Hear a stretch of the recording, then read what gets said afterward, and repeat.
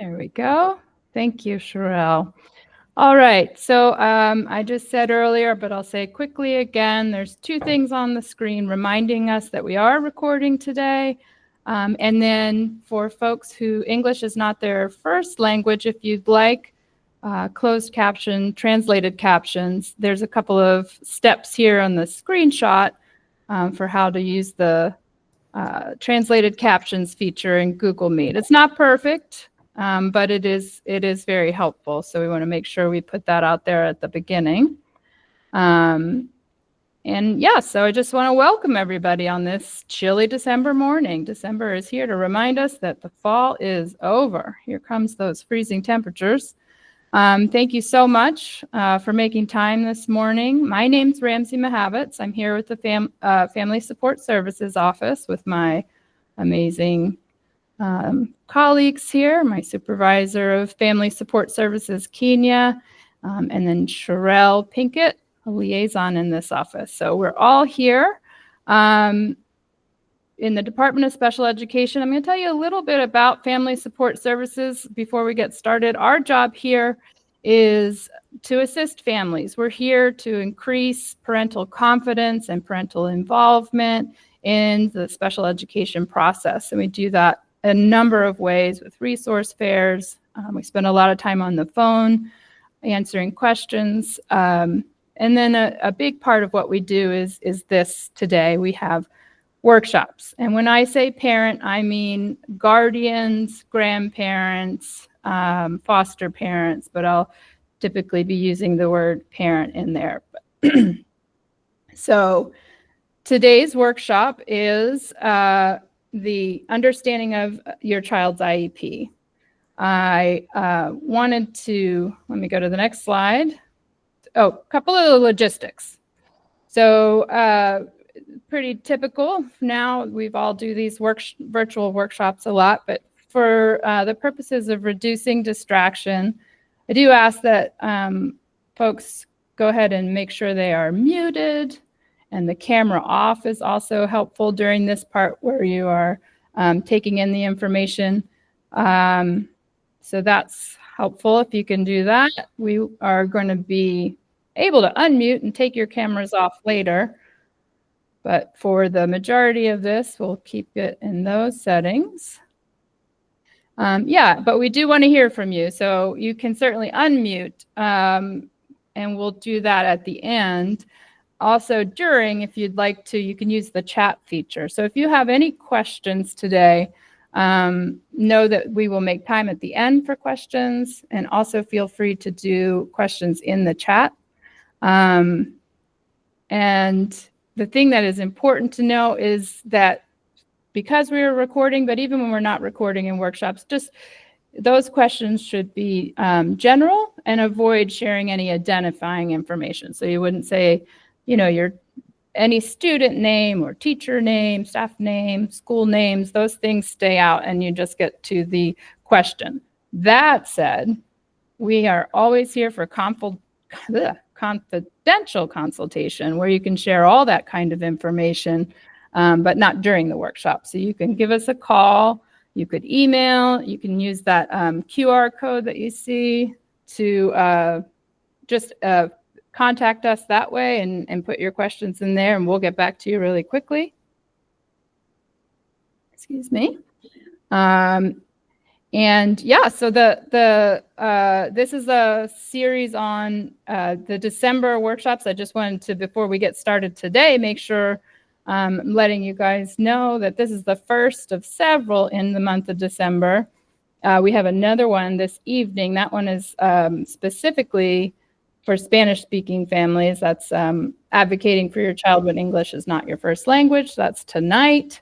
Tomorrow, we're really delighted. This is a new addition to December workshops. We have self-care for the holidays. So if you have time tomorrow, it's certainly the right time of year for that. But facing holidays while parenting a child with a disability, we've discovered this woman. I believe she's from California, and she's going to be leading us in some great self-care tips for handling the holidays.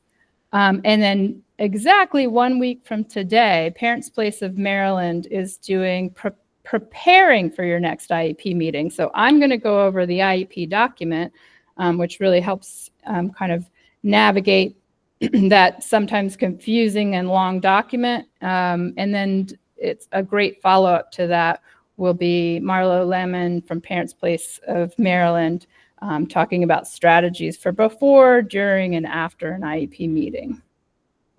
All right, so here we go.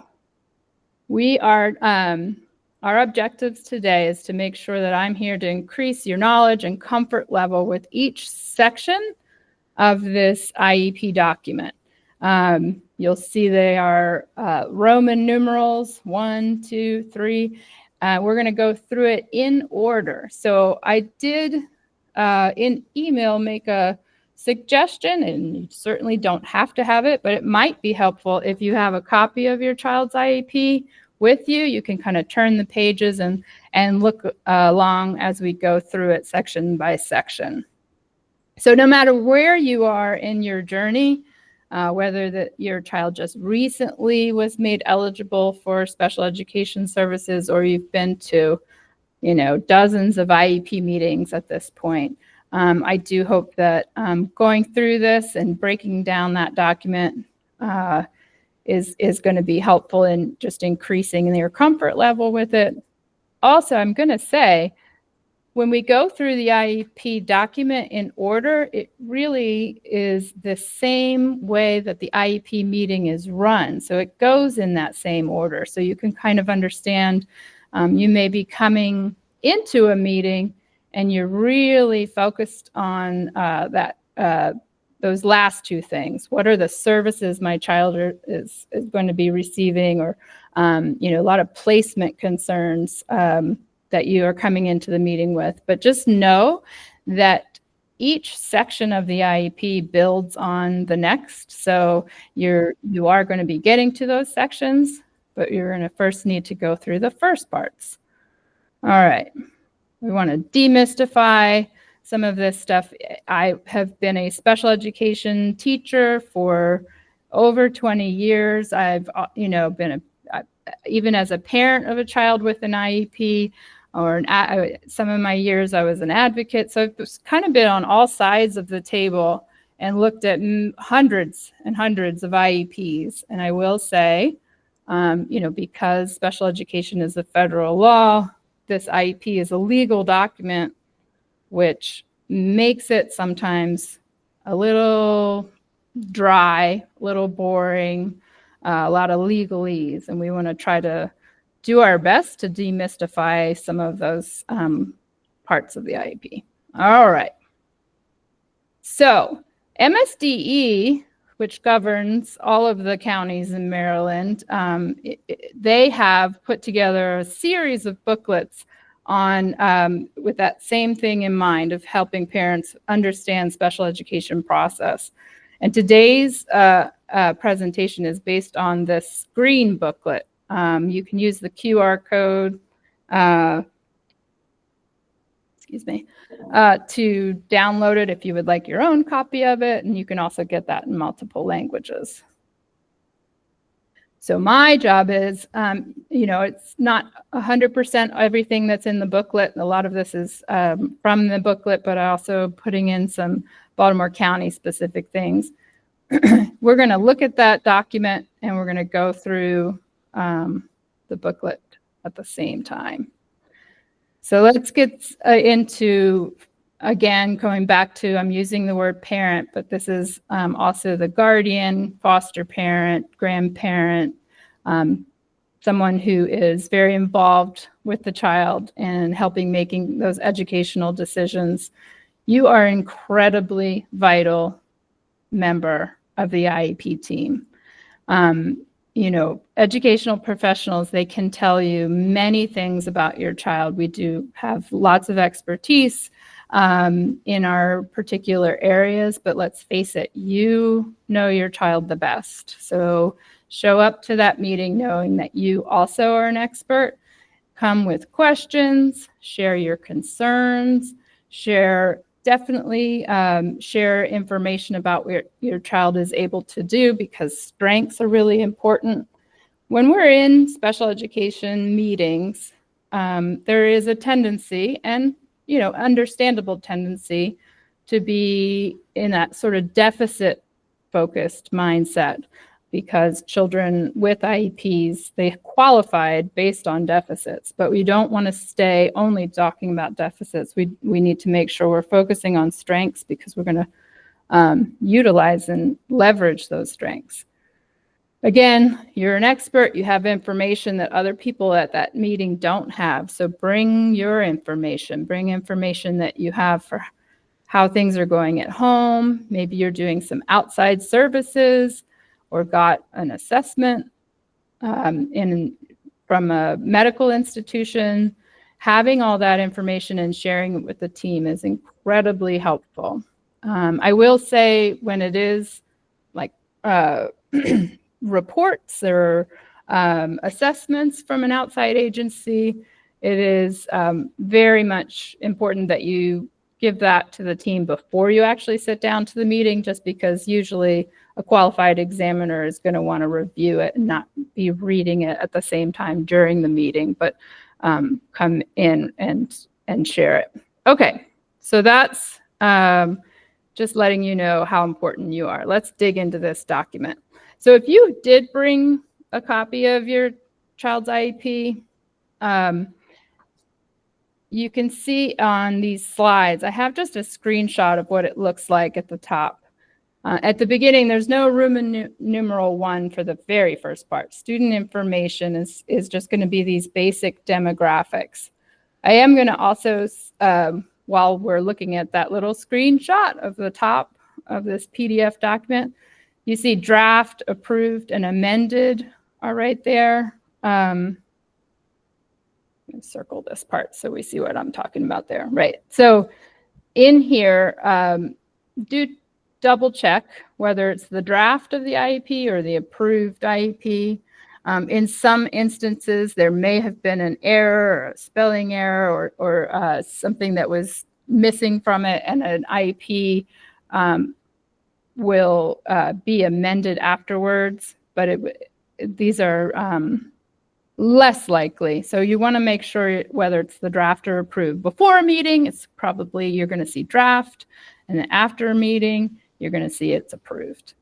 Okay, but again, here we are at that first section. So you got the basic demographics, you got the dates of the last evaluation meetings, those from the past. You're going to see when upcoming dates of evaluation meetings.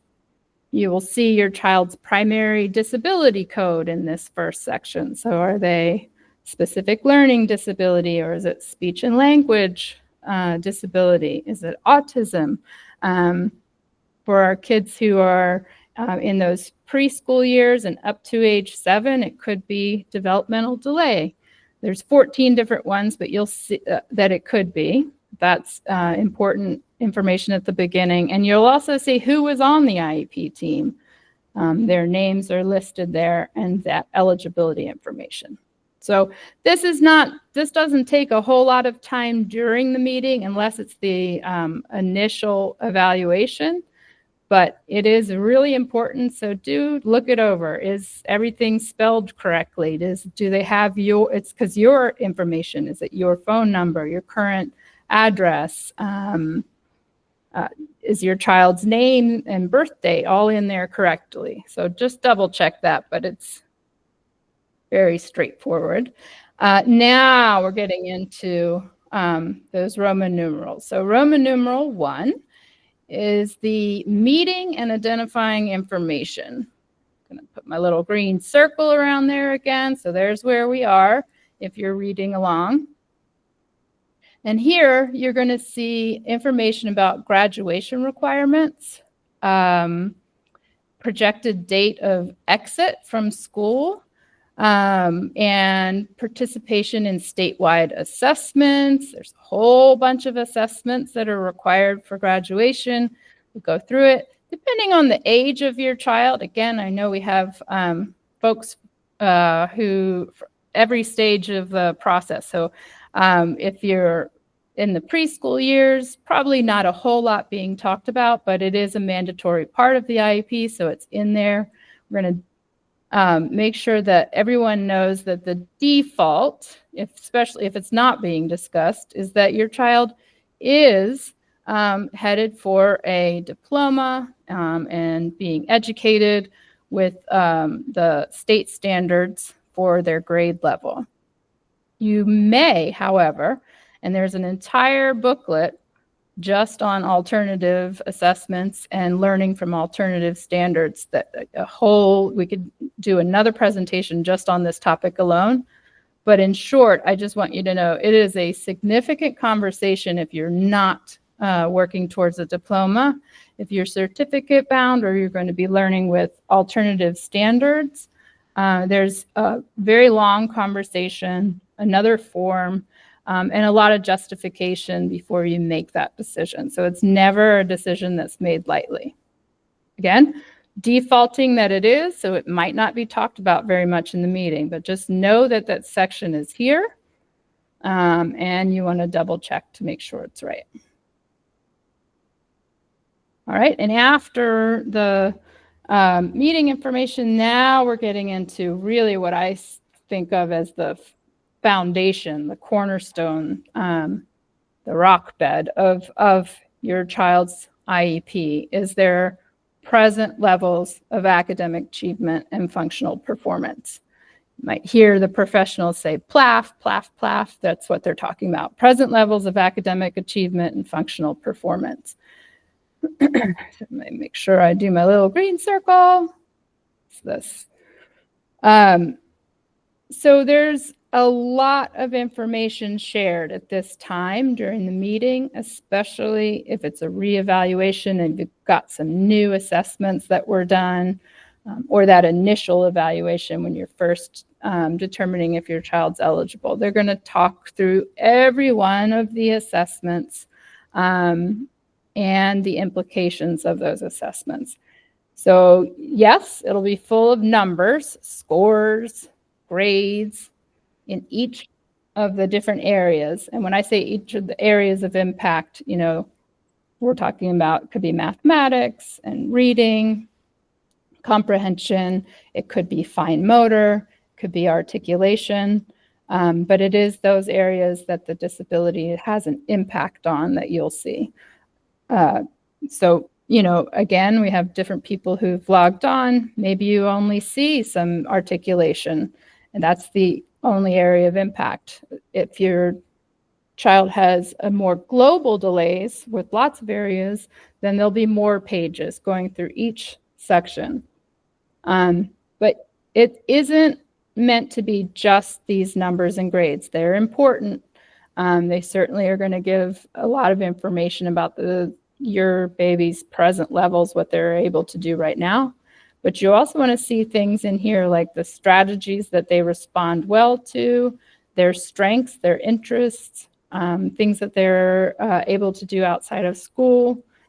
And then the last section is that impact statement. So how is their disability affecting them in the classroom? What is the academic impact? Okay.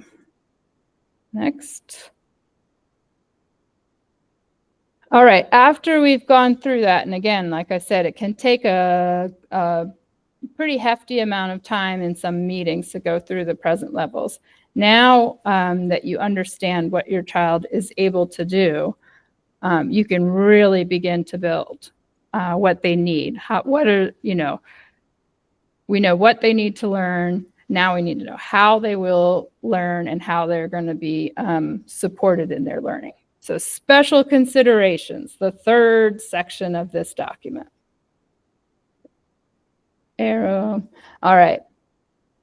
It's mandatory. You will see there's communication needs at the very beginning.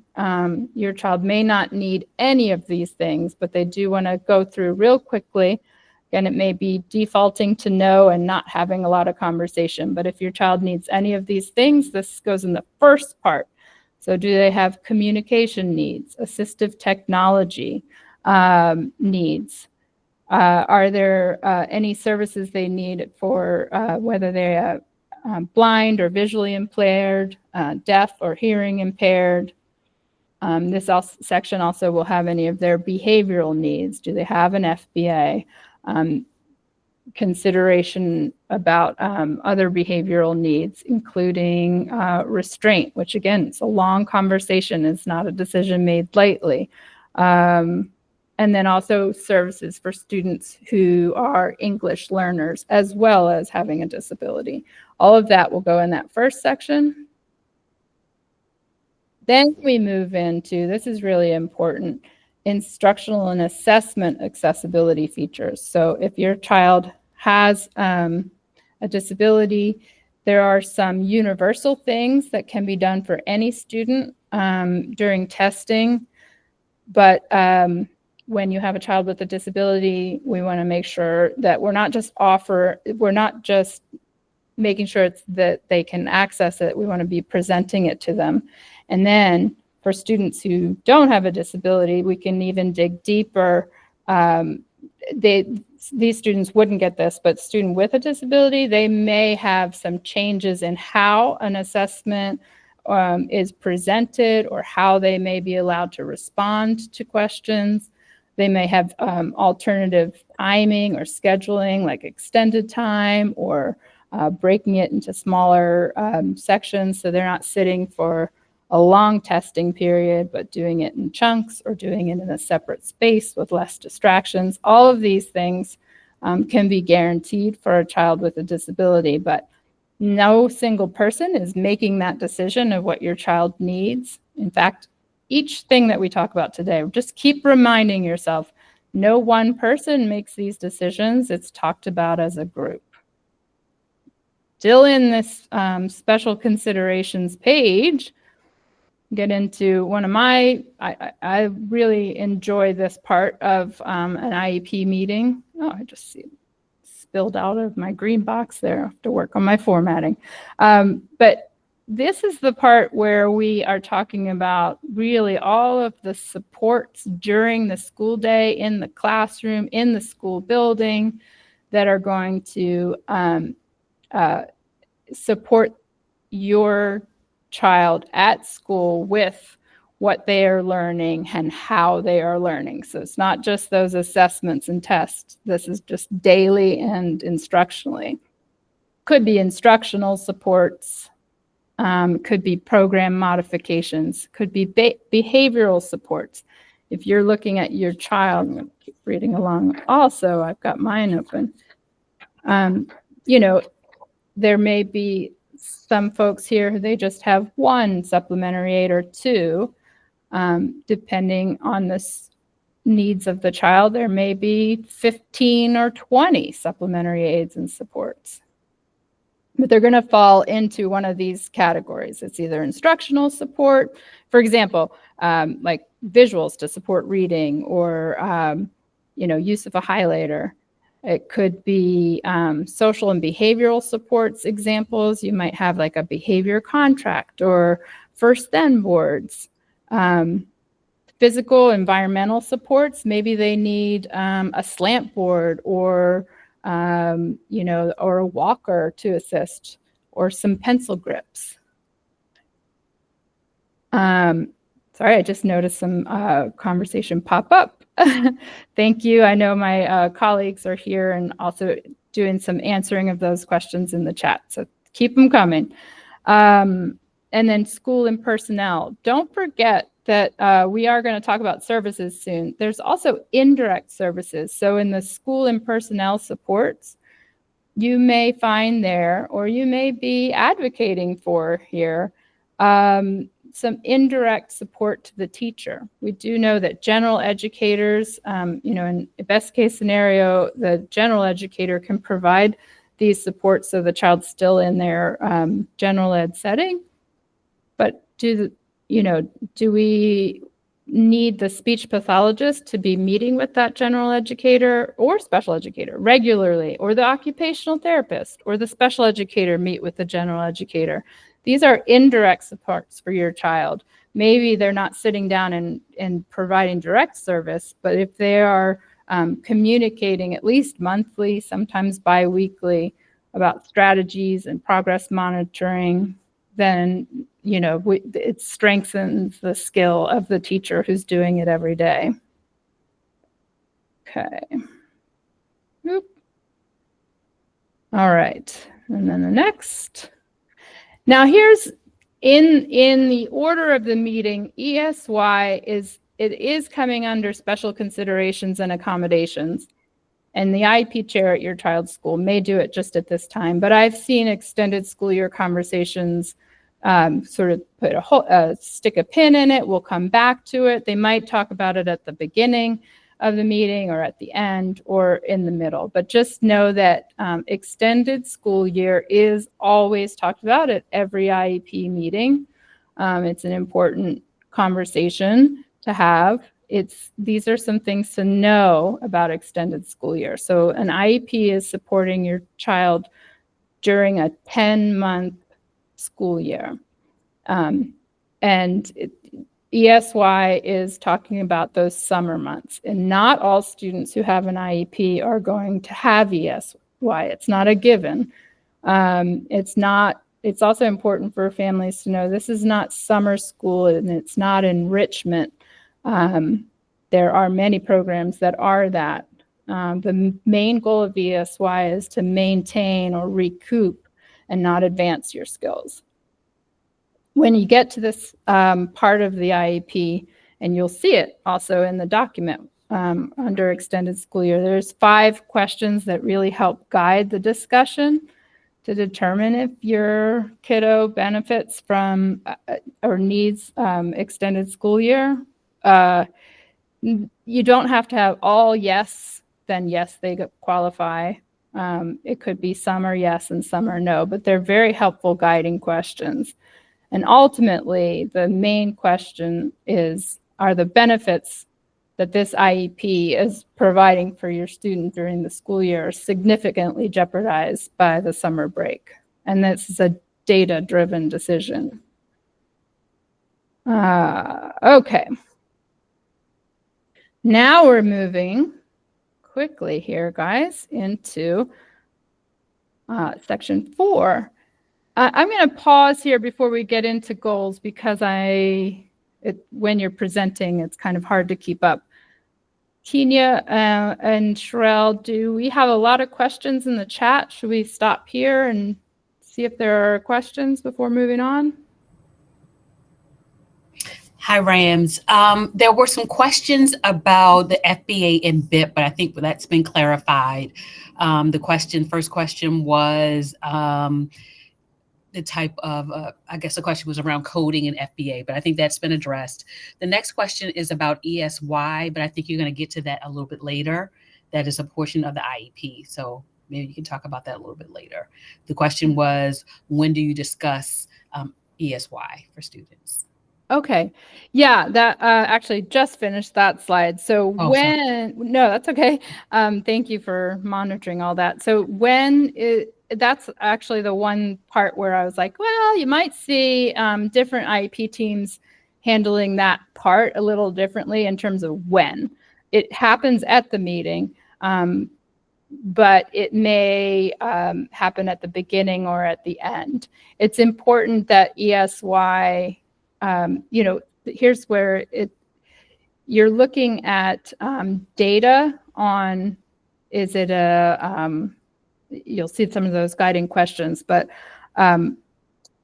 is there some significant regression and you need to talk about data. So you may not want to be referring to the new goals and the new supports that you're just revising in the IEP, but looking at the monitoring that has happened to the active IEP that's been what they're using leading into this meeting. Sorry, I'm not answering this question well. It can happen at any part of the meeting. I hope that answers the question.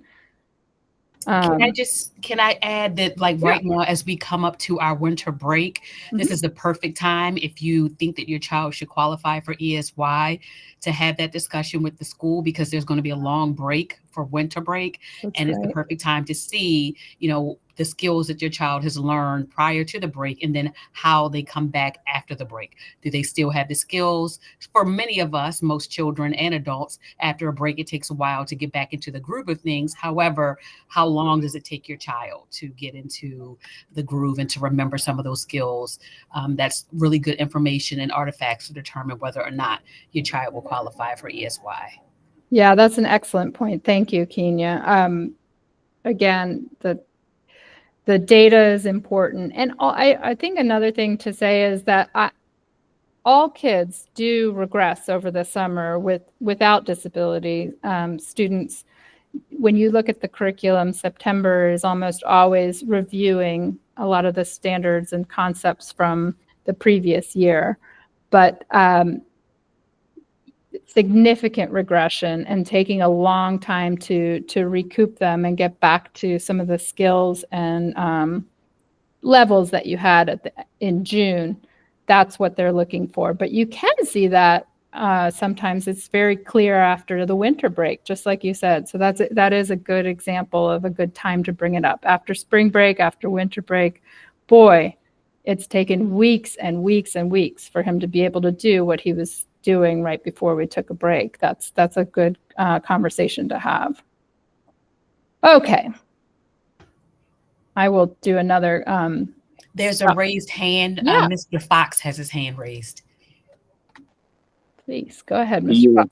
Yes, thank you. So I'm back to special considerations and accommodations. Okay. And right at the end, it says document basis for decisions. So obviously that means that there have been some decisions made, to include or not include some of these things. And so, but I guess my question is about if a child is requiring, if a child is determined to have cognitive delays and significantly impaired in attention and understanding and processing, and may need repetition of directions, redirection, more frequent breaks. Due to this, he'll need extra time. So I guess the issue is extra time. And I guess what I haven't been able to compute is that if a child needs all of this, it just doesn't seem to compute to me how the child can keep up with the instruction that's going forward, because they're needing extra time to get what's already been presented. And so it seems to me losing learning is going to be happening during the when year. You're doing Yes. So that's a great question, and it does fall under not extended school year. Let me go back one more, and then we'll move forward. You're talking about instructional supports and program modifications. So yes. It depends is the answer, but what the concern that I'm hearing is when you're repeating directions or reteaching. Or giving extended time, you're taking away from the movement forward that's happening with the curriculum, right, correct? with the general class, yes. Yeah, exactly. And, it does depend, but you have to weigh the pros and cons in this situation, because just plowing forward is not necessarily what is going to be best for your child with some cognitive delays. It is more critical that there is repetition, that there is reteaching, that there is extended time. While they're doing all of those things, they should be aligned to what the curriculum is addressing, and they should be working towards the standards for that grade level. But the discussion will be about those pros and cons. You don't want to just plow forward if the child really needs those supports. Right. Well, if he's out of the class and constantly being refocused and redirected and repeating instructions, he cannot be catching what's going forward in the class with the rest of the students. So it just I just wonder how progress can be made to grade level. It seems to me that a child in this scenario will constantly be falling back behind, and back behind, as the class level material is going forward. Yeah. I mean, I guess my answer still remains the same. You'll have to weigh the pros and cons, but I think for a child who's not being given extra time, or, if they need some pull out, that is going to be more detrimental. So, but the goal, I think, to reassure you on the crux of your question, the goal is always to be working towards that child making more progress. So moving in the right direction, though perhaps the trajectory is slightly different than what's going on in the general ed classroom. It's related to the content, and the trajectory is progress and moving forward. Okay. Thank you. Yeah. I'll pull out. Sure. And thank you very for much. those questions. I appreciate good questions like that. All right. So again, we have gone, let's just do a quick review of what we've done. We've gone through that meeting information and eligibility information. We've talked about those present levels, which were so important for how we build the rest of it, the supplementary aids. And now we're on Roman numeral 4, the goals. Okay. Again, based on those present levels that may have taken quite a bit of time at the meeting, this is really about breaking down the document, but I'm going to reference some things about just process also. I want to be sure that parents know that you do have the right and should be getting the assessments that are being talked about during present levels 5 days in advance, a draft of the IEP 5 days in advance. So you should see like the goals that we're talking about now. You should see that before the meeting, and you can then see why, right? Imagine just showing up and just having everything orally presented to you. It's a lot to process. So you just want to make sure families have time to read it over so they can think about what their questions are. When you do get a draft IEP, draft is always before the meeting. You may not have all of these sections, all of the Roman numeral sections, but you definitely want to see the goals and the supplementary aids, and it is not written in stone, right? This is exactly what it's a draft, and when we come to the IEP meeting, that's when we're going to develop this IEP and finalize it. So just know that it's a work in progress when you come. So you see these goals. We're talking about goals. You see these goals, and you might see something like, I really would like to see my child. I know that she's struggling in this particular area of word problems in math, for example, or functional communication is another example. I'm not seeing a whole lot that's addressing that need. You can see that when you're reviewing the draft, and know that when you bring that up at the meeting, it should lead to a discussion.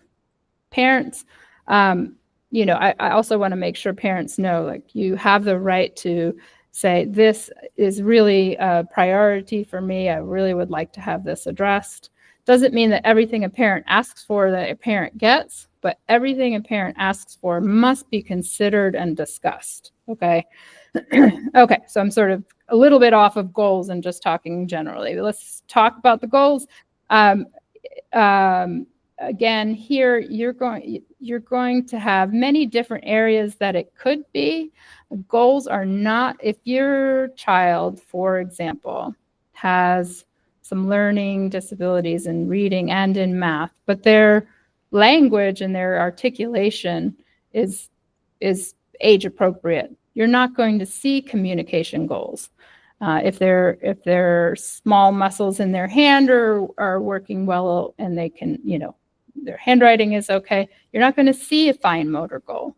You're going to see goals where there are deficits. And again, we talked about special education being kind of deficit focused, and that is for good reason. We're putting in supports where children really need it.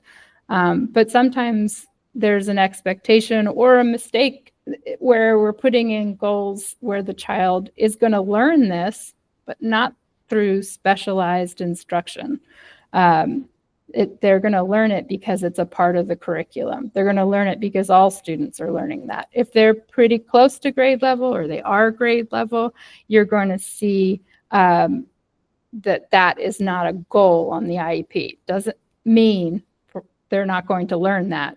It means these are things that are going to be addressed without specialized instruction, especially designed instruction.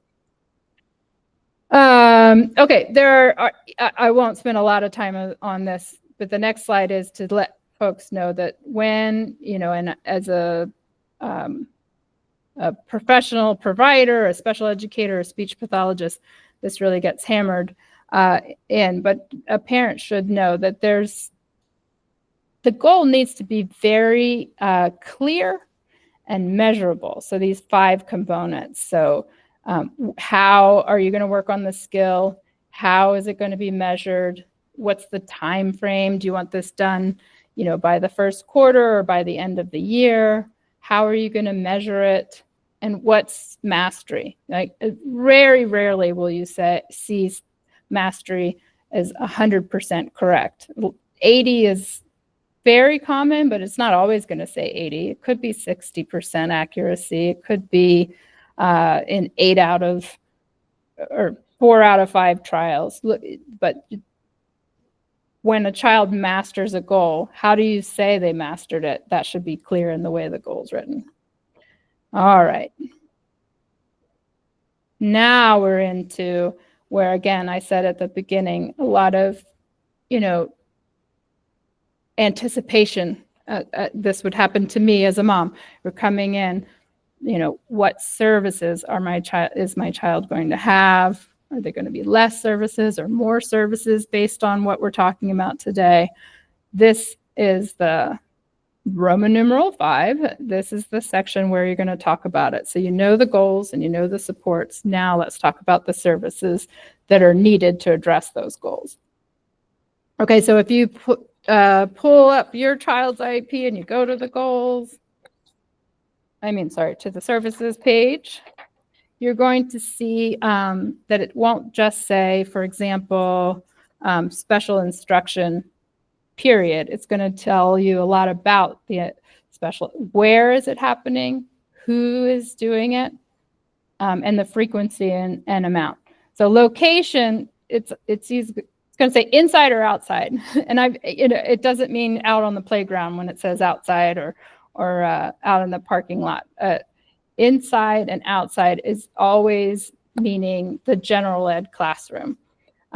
So some of our students don't spend very much time in general education at all because those services that are on their IEP all say outside. So that means maybe down the hall in a special education separate class.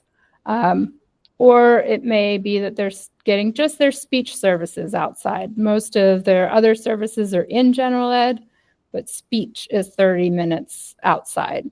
That means speech pathologist drops by the classroom, picks up your child, takes them to the speech room. They do about 30 minutes, for example, and then walk them back to the classroom. And the who. So if it's a speech service, it's definitely going to be the speech pathologist. But special instruction, that could be coming from the general educator or it could be coming from the special educator. Maybe, back to the inside-outside question, maybe the special educator is in the general ed room. So I'm going to say 3rd grade as an example. So 3rd grade teacher is doing a language arts lesson. Special educator comes in. It spends 30 minutes in a small group maybe during this time and working with just one student or a small group of students, and they're working on that inside the general ed. Or they're taking them down the hall. That's outside. Frequency and amount. Okay, frequency. This last section about frequency and amount is going to lead into our final part of the IEP. We're close to the end of the IEP. So are the services that your child receives, are they 5 days a week? Are they once a week? Is it for 30 minutes or is it for 4 hours? So again, everything we talked about leading up to this, Section 5 services has informed these decisions. These are not, these should not feel random. They should not seem random. They should all be justifiable. So document decision. I heard that one person who came on to ask a question. You're going to see that in the IEP a lot. Document the decision. Why did you land here? Are the supplementary aids and supports that you give a child in general education not sufficient for them to make progress? Maybe they need a lot more time outside of general ed, but these decisions should be considered very deeply and have some good data to go with them. You don't want to say, intellectual disability or, autism, you have a certain disability code and it automatically means you get a certain amount of service or you go to a special place. No, it's very individualized, and the decision to do less general ed should be justified. So I'm going to take us to our last section. Oh, forgot to do my little green circle. And that is the placement data. So it really is very much a summary of the service page. So when you're talking about service, know that it's going to have a lot to do with this placement. But the benefits of being educated in an inclusive setting, they can be social, they can be academic, and they can be emotional. The laws, IDEA laws, federal laws, they do mandate, I think that's actually a fly-in, hold on. It's a legal mandate that students be educated with their non-disabled peers to the greatest extent possible. And that is to say, there's a whole continuum of placement from fully in general education with some supports, supplementary supports, and maybe some push-in services. And then lots of stuff in between, a little bit of pull out, more significant pull out, to all the way to the further continuum. The most restrictive is separate. So separate and not participating in general education, not spending time with peers, not spending time with that curriculum at that grade level necessarily. So there's a full continuum, but the legal mandate of every school system is that they are considering the least restrictive before they move into something more. And when we say restrictive, we're talking about restricting them from participating in general education. That's what that means. Okay. So yeah, if they are removed from the general education setting, you want to make sure that you're considering any potential harm for that. And again, that harm could be social, it could be academic, but it's that weighing the pros and cons that you have to have there, because sometimes while we know that being in general education, has lots of data to support the students do very well there if they're supported well, it's not the right placement for every student, and sometimes their needs does justify something more restricted. Oh, right. So that, I guess there is I think there is one more section about authorizations and Medicare and stuff like that, but that's nothing to do. That's more about the logistics of data and billing. But the placement section is the last section, and really at this point, the IEP is complete. The IEP meeting, when you've got to the placement part, is the last part of the meeting, and it is the last section of the IEP. I'm going to do a quick plug again for next week. 1 week from today is Parents Place of Maryland's strategies for preparing for the meeting. I hope that the kind of breaking down this document today was part of the strategy, because the more comfortable you feel with the document, the more effective you are collaborating with your school, so we hope that helps, but this should help as well. Ramsey, we have one Yeah. question in the chat, and I believe Mr. Fox's hand is raised again. Perfect. Okay, so I think this might be a good time, since we're at the end, we can stop recording, and I'd be happy to take questions.